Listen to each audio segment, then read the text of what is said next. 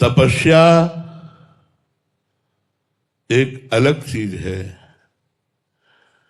सत्संग सीधे भगवान से संबंध कराता है, तपस्या अहम से संबंध कराती है। ये सब तपस्या के जो अंग हैं इनमें अहम पुष्ट होता है, और सत्संग भगवान से संबंध कराकर अहम का नाश करता है।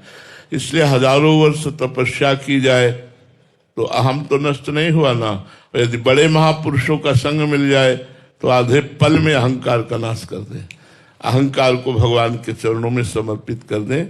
जैसे अम्बरीश जी महाराज चक्रवर्ती सम्राट हैं, पर देवर्षि नारद जी का सत्संग प्राप्त होता है। और महान तपस्वी 60 हजार वर्ष की समाधि लगाने वाले तपस्वी दुर्वासा जी हैं।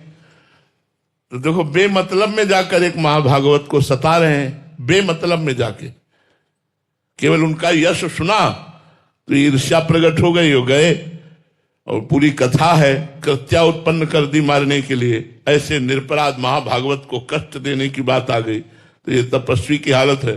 और वो भगवान के संबंधी हैं कि हाथ जोड़े 1 वर्ष ऐसे ही खड़े रहे बिना अन्न पाए, जब तक दुर्वासा जी लौट कर नहीं आए। और जब लौट कर आए तो कहा, जीवन में जितने भी भजन साधन सुकृत दान पुण्य है, हे सुदर्शन जी, हम सब आपको देते हैं, दुर्वासा की जलन मिट जाए। तब वो चरणों में गिर पड़े कि आज मैंने भगवान के भक्ति की महिमा को देखा। तपस्वी दुर्वासा जी अम्बरीश जी के चरणों में गिर पड़े कि आज मैंने भगवान के भक्ति की महिमा को देखा। तो भगवान की भक्ति स्वतंत्र सकल सुख खानी, और बिनु सत्संग न पावे प्राणी। तो सत्संग से भक्ति की प्राप्ति होती है, भक्ति भगवान को अधीन कर लेती है। भक्तिवश्य भगवान, भगवान भक्ति के वशीभूत है। भगवान भक्ताधीन मना पूज्यो, भक्त के अधीन है। तपस्वी कोई भगवान को आज तक अधीन नहीं कर पाया, लेकिन भक्तों के अधीन।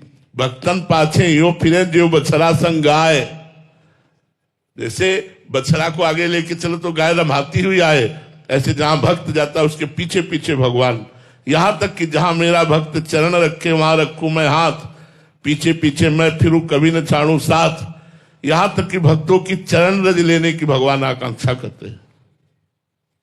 निरपेक्षम मुनिम शांतम निर्वैरम समदर्शनम अनुब्रजाम्यहम नित्यम पुयेत्यं गुरेणु भी।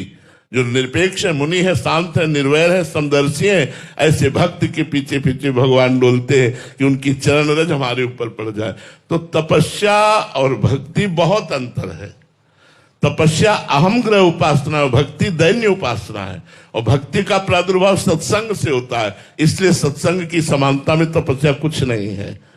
हजारों वर्ष तपस्या करके जो अनुभव नहीं होगा, आधे पल के सत्संग में वो बात अनुभव में आ जाएगी।